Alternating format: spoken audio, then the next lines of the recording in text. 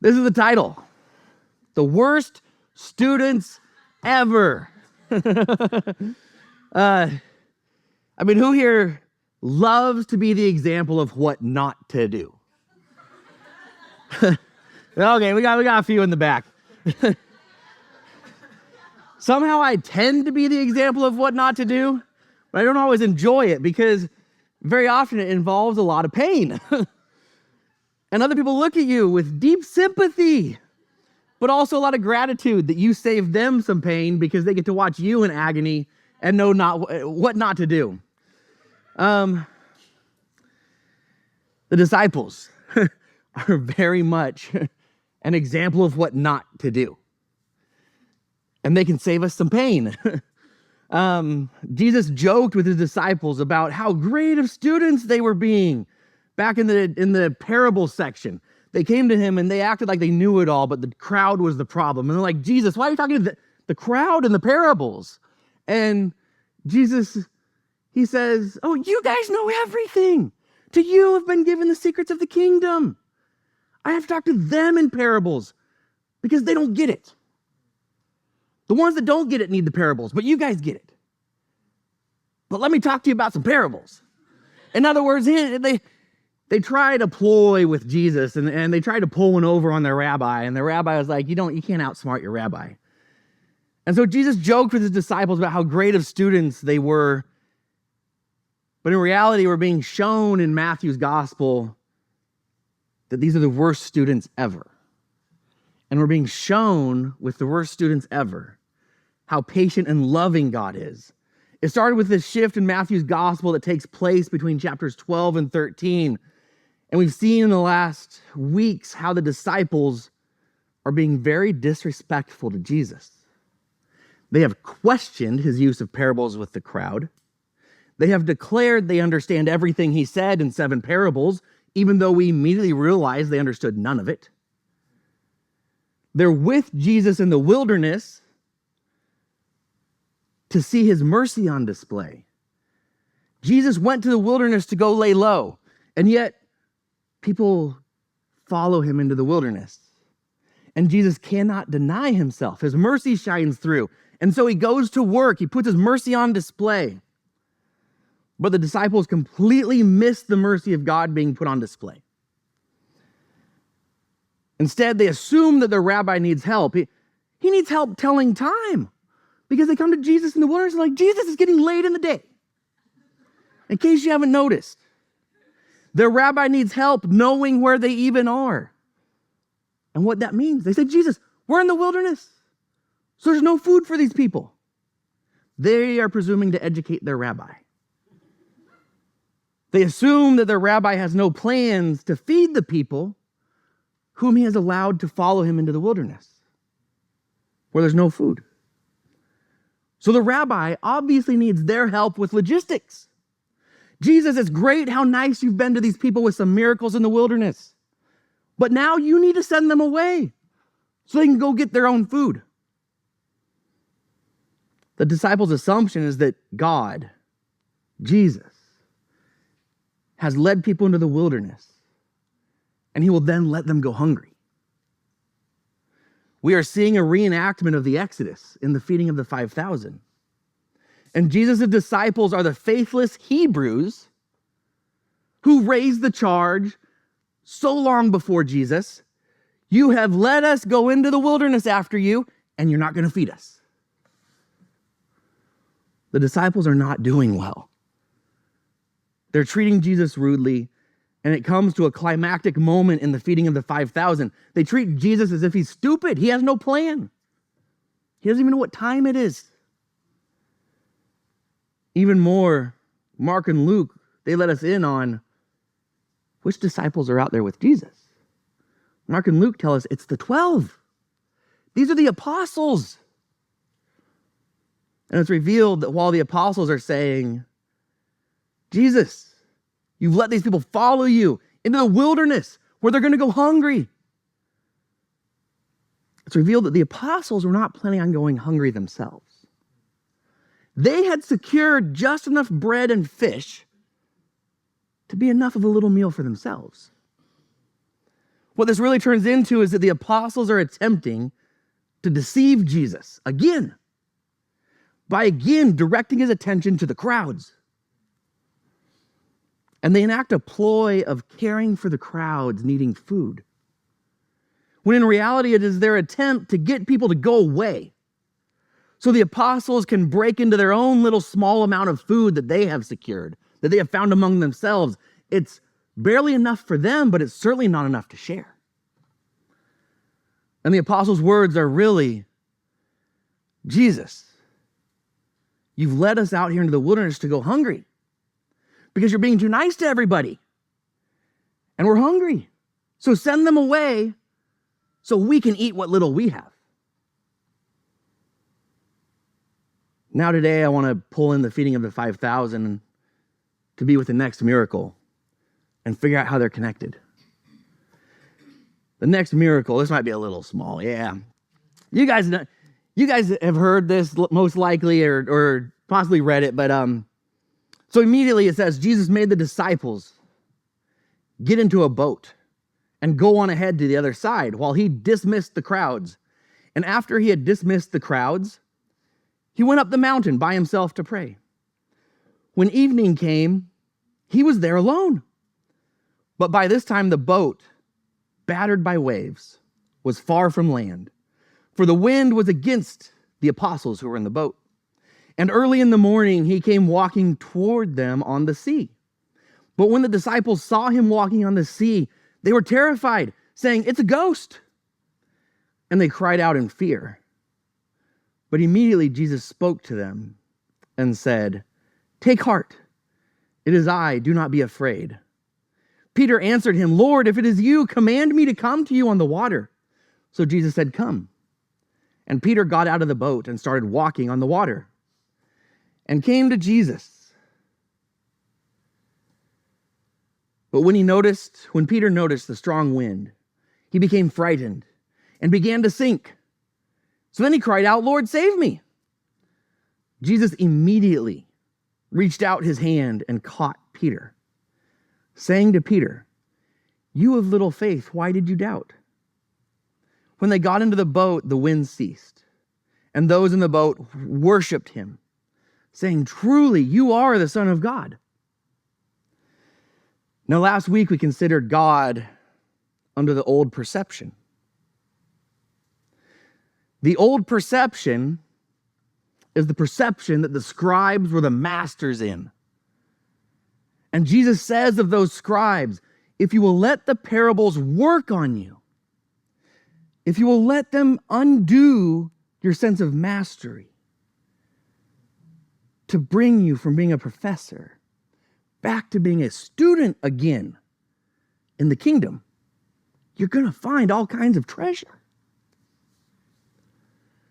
Under the old perception, we read of God in Psalm 78. Making sure, see how small it is. I'll work on this. But under the old perception, we read of God in Psalm 78. They spoke of God saying, "Can God spread a table in the wilderness?" Oh, it sounds a lot like the apostles. "Can he give bread or provide meat for his people?" Therefore, when the Lord heard, he was full of rage. See if I can go back to this, sorry. You want to go through the slide, Solomon, as I read through it? Therefore, when the Lord heard, he was full of rage. Yet he commanded the skies above and opened the doors of heaven. He sent them food in abundance. But before they had satisfied their craving, while the food was still in their mouths, the anger of God rose against them, and he killed the strongest of them and laid low the flower of Israel. But now we have God before our eyes, back in the wilderness, being followed by people, his own 12 apostles. And again, they don't believe in his merciful provision in the wilderness. And in this recreation of Exodus, we get to see what God is really like. And we're waiting for God, literally, before our eyes, to do literally what we have said he did. He will kill those who try his patience. We're waiting for God to remove the ones of little faith from his kingdom and to scare the others who are left into trusting him. So we read the feeding of the 5,000, the new Exodus, and we're waiting for the disciples to get fired from their job. Perhaps literally fired, burned up in God's anger, while their mouths are still full of the bread and fish. And then Jesus is going to choose 12 more from the now respectfully terrified crowd and start over. But it doesn't happen. The little faith disciples are not struck dead. In fact, they are invited into the miracle. Not only does God keep them around, he sees fit to use them to be the ones carrying God's blessing to the people. And the single most important miracle that is such a big deal, that it's the only miracle recorded in all four Gospels. And then, not only does he let them live, not only does he use them, but he gives them comically more food than they thought they were trying to hoard from the crowd. They end up with a basket full of food for each apostle. God uses them to bless others, and he blesses them despite their doubt and unbelief. And as things wrap up, Jesus tells them to lug their food over to a boat and head across the Sea of Galilee while Jesus dismisses the crowd and gets a chance to still go grab some of that downtime that he had originally gone into the wilderness for. Most of us, if not all, we have heard the story and we do know what happens next, and we just read it. So here comes Jesus, walking towards the boat. And the disciples are scared. The word in Greek is poorly translated, terrified here. It actually relates to being troubled, agitated, or confused. Matthew uses this Greek word only twice, and it's best translated as scared due to not understanding what is going on. So it's more of an unsettled fear. It's more of a fear that looks like this. Then it looks like, ah! It's that kind of a side-eye fear, like, I don't quite know what this is. But it builds in them. It begins like, but it builds into a greater fear. But it begins as trepidation, as they see God doing something that they don't understand. But Jesus calls out to them, and he says 3 statements to them in Matthew 14:27. He says, "Take heart, it is I, do not be afraid."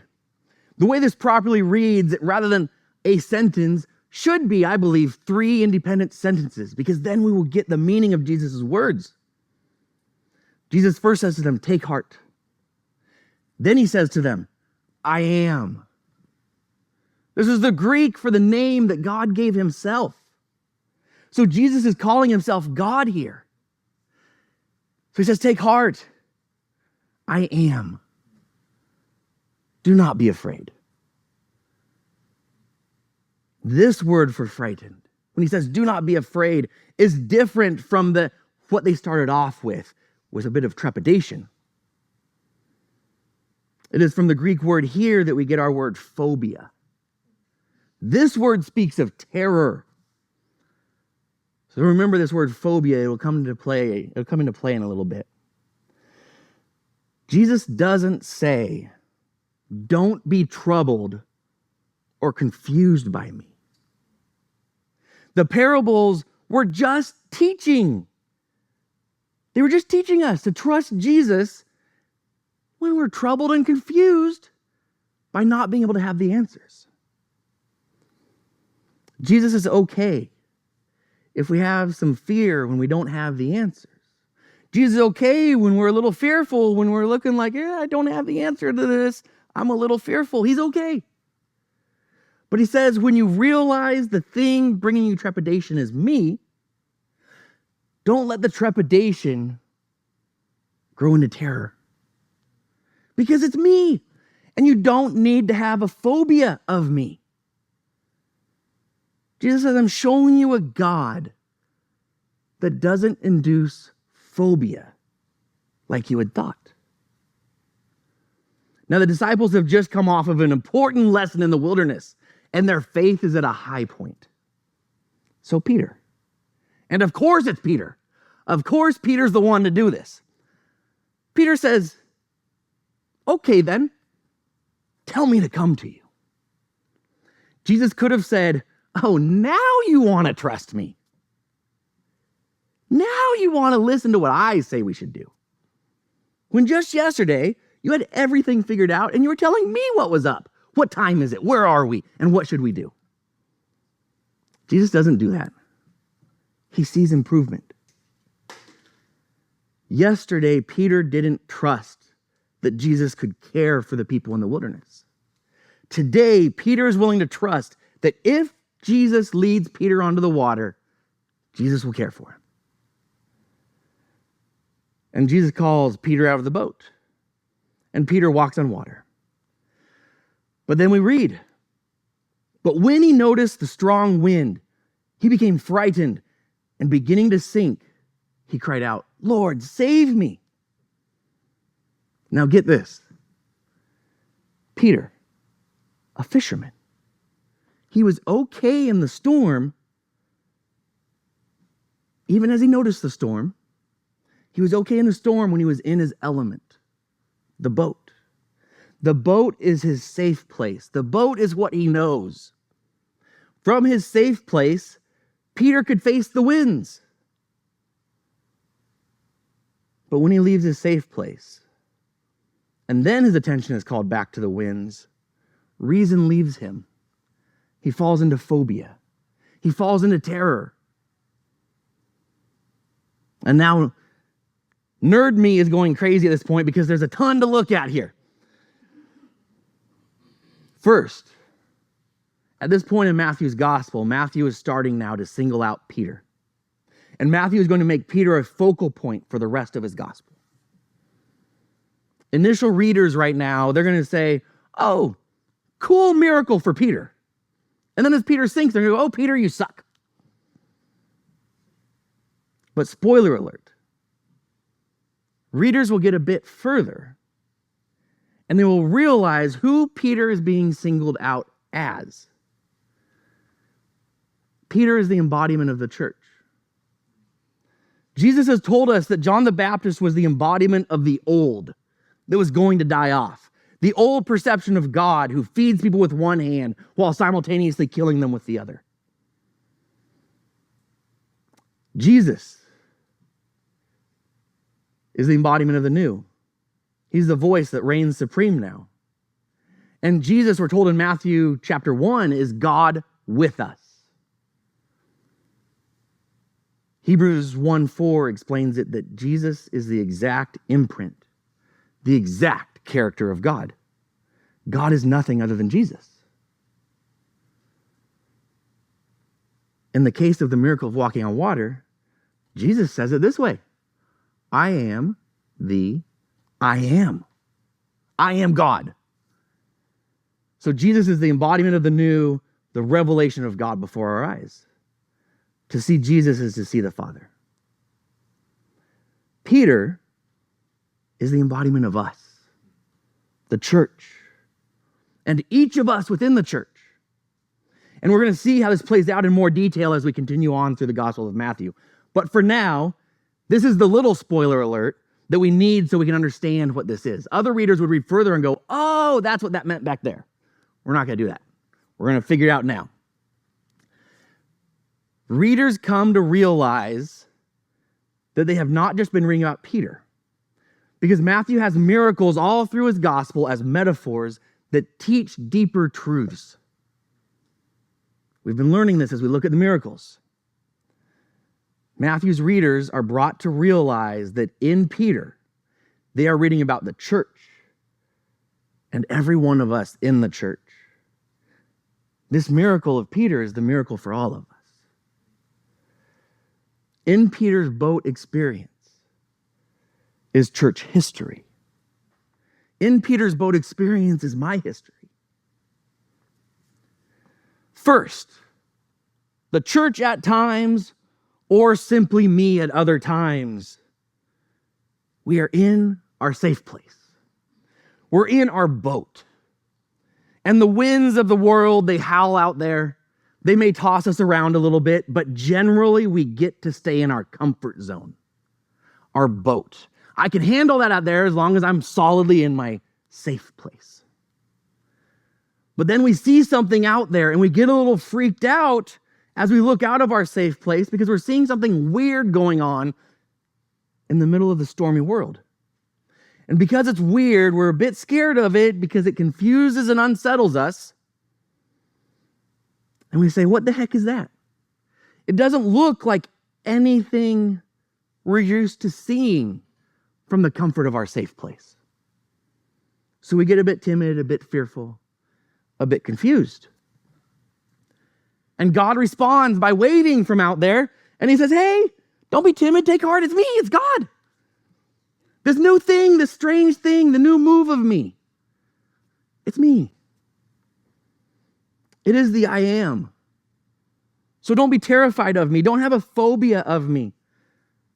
Because what Matthew and what Jesus has been working to teach us all along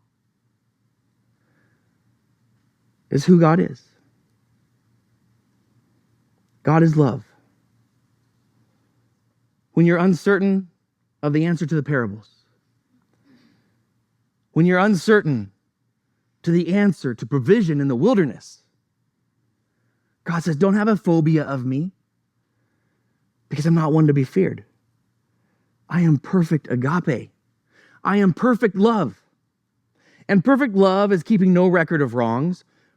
Perfect love is not looking for the worst, it looks for the best. Perfect love is not irritable, like the old perception. Perfect love is patience, like Emmanuel is with my worst students. Perfect agape never stops loving. Perfect agape casts out phobia. The same word here in 1 John. Proverbs may have said, this is God speaking, he says, Proverbs may have said that the phobia of the Lord is the beginning of wisdom. But I will not leave you in the phobia of me. I have come in the flesh so that you will see that I am agape. I am perfect love, and perfect love casts out phobia. So as you look from your safe place and you see something strange going on in the world, and it's a little freaky at first, when you look closer and you realize that it is the I am, take heart. Because it's me. Don't be terrified. Don't have phobia. And we get to do the Peter thing. We get to say to God, oh, it's you, God. Well, if it's really you, lead me out to be with you. Tell me to come out there with you. And I'll trust that under your direction, if your direction leads me out of my safe place, I will trust that you will take care of me. So God calls us out to him, away from the safe place where we've been in. But at some point we lose focus. This has happened throughout church history, and it happens all the time in my own life. Suddenly, I look at the winds blowing through the world and I can get terrified. And then I begin to sink into the chaotic waters of the world. And we're faced with a choice when we sink. As we sink into the waters of the world, we can look for Jesus to help us. Or we can search the waters for something to cling to try to keep us afloat. Often I've heard this story told in condemnation of Peter. Peter was doing so great, but then he failed. And Peter's failure is the moment he starts to sink. He cries out to Jesus for help, and Jesus grabs him and says, "Oh, you of little faith, why did you waver?" And there's a sense of shame. And we're encouraged not to be like Peter in his failure. This school of thought believes that this miracle shows us what we can do through faith and what we can keep doing as long as we don't do the failure of Peter. But there's another train of thought here that I greatly enjoy. And I believe this is the true train of thought. It is the idea that wavering in our faith at one point or another is inevitable. And it's not a failure. I agree with Matthew Henry that Jesus called Peter onto the water, and he calls us onto the waters of our own lives. Jesus calls us out to walk and to sink. Jesus calls us out knowing that for one reason or another, we will always end up sinking. It's from theologian Bruner that we realize the word translated in Matthew, "you of little faith." Theologian Bruner taught us that it's really a single Greek word that's a title. It's a name. It's the title little faith. And so when Jesus, even earlier in Matthew's gospel, says, "you of little faith," he's really saying, "Oh, you little faith." And so Bruner is saying, he says it this way: the miracle shows that all faith has a little faith living in it. Each of us in the right situation will find great faith, Jason, ready to go. And at some point, though, in the right situation, I will be reduced to a wavering little faith, Jason, where my faith struggles.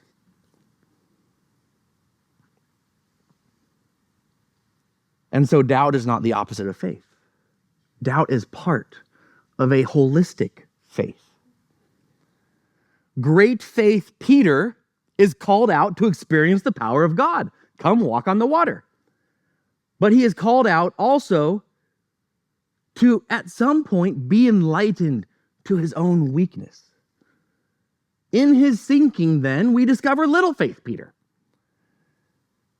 And when Jesus says to Peter, or any one of us when we flounder, "There you are, little faith," it's a term of endearment. It's a declaration that he sees a need in us. And we just learned with the feeding of the 5,000, he can't deny himself when he sees a need. So he'll help us. And remember, when Jesus sees need, he acts.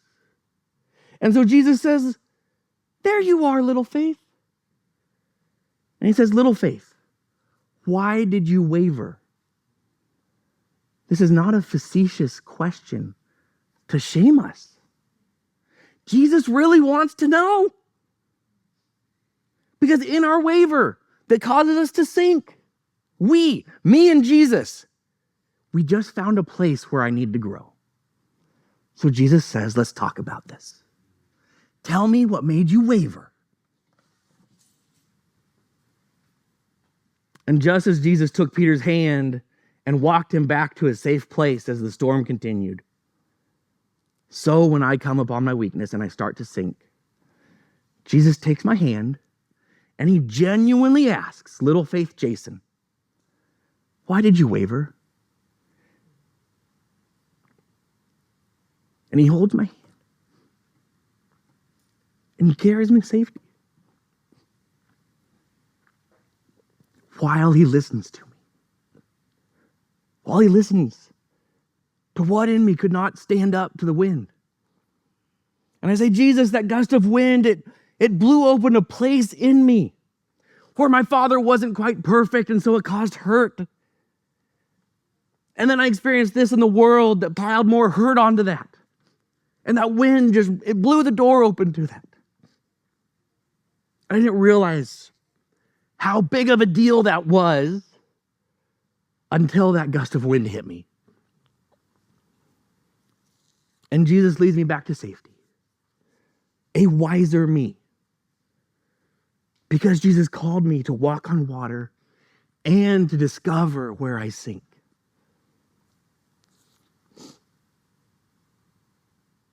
As he leads me back, we work on me just a little bit. We work just a little bit on that piece that made me waver. It doesn't mean I'm fixed by the time I get back to a safe spot. It doesn't mean that everything is great when I get back to the restful spot. But I'm just a little bit wiser, a little bit more improved. And it's a little bit better, even though I may have to go out again and again to enjoy the power of Jesus carrying me a little bit until I then again, the gust of wind hits me. And again, I start to sink. And I trip over the same thing again and again. But Jesus says, what made you waver? And I say, it's the same thing. And he's like, let's keep working on it. Come back to rest. To bring this all together, Jesus' parables are the call to his people to come out of their safe place, to come out of the mastery of the answers and to feel like we have everything explained. The parables are the call out of our boat and into the wilderness. The wilderness then, with the feeding of the 5,000, is the place where we are also walking upon the stormy waves through the wind. And our weakness that becomes exposed upon the waves of the wilderness is not cause for God to kill us. Our weakness is not God's cause to kill us. It is the cause for God to grab our hand and hold us and say, what happened? And he invites us to talk about it. And he says, let's work on that together. And let's make you a better you for tomorrow. And maybe we'll get a little bit further. So Jesus and I explore what tripped us up. What tripped me up? And we're carried to safety to regroup and then venture out again. Some will not venture out from safety, though, because they see the punishing God who condemns when they waver. So they will not leave safety because they believe they'll be punished if they waver. They fear failure because they have a God who punishes failure. But Jesus is showing us a different God. And in the lesson of Peter, we realize that Jesus calls us out to walk and to sink. Zero shame, zero punishment, only a helping hand. And in this, we then see this theme of salvation that's running through Matthew that goes all the way back to the first chapter. It is upon the stormy waves of the wilderness of my life that I am being saved from myself. Where I sink is where I can then work on myself and be saved from myself and become better.